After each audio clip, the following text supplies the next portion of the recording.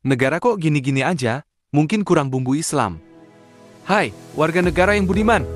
Pernah enggak sih kalian merasa hidup ini kayak sinetron yang episodenya gitu-gitu aja?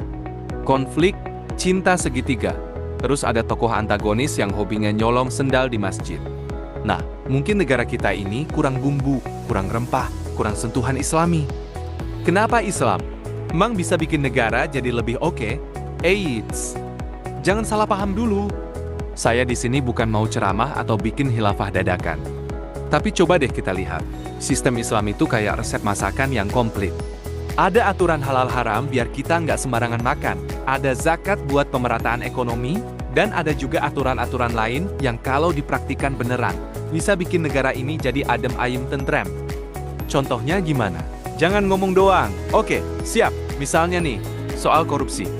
Dalam Islam, korupsi itu dosa besar. Hukumannya juga nggak main-main.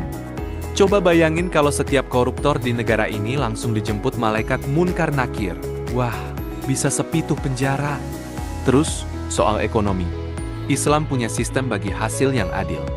Jadi, nggak ada lagi cerita yang kayak makin kaya, yang miskin makin nyungsep ke got. Semua kebagian rezeki, asal mau usaha. Tapi kan nggak semua orang Islam bener. Nah, ini dia masalahnya. Sistemnya sih udah bagus, tapi yang ngejalanin kadang suka error. Kayak aplikasi yang bugnya banyak. Tapi, bukan berarti sistemnya yang salah kan?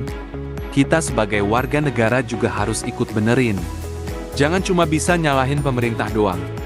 Terus, gimana caranya menerapkan sistem Islam di negara ini? Pelan-pelan bro. Gak bisa langsung ujuk-ujuk. Kita mulai dari hal-hal kecil dulu. Misalnya, biasakan jujur dalam setiap tindakan. Jangan nipu saat jualan, jangan korupsi waktu kerja, dan jangan lupa bayar zakat. Kalau semua warga negara kayak gini, insya Allah negara kita bakal jadi baldatun haibatun warabun gafur. Negara yang makmur, aman, dan penuh berkah. Kesimpulan. Jadi, intinya sistem Islam itu bukan cuma soal sholat, puasa, atau naik haji. Tapi juga soal bagaimana kita hidup bermasyarakat, bernegara, dan berinteraksi dengan sesama.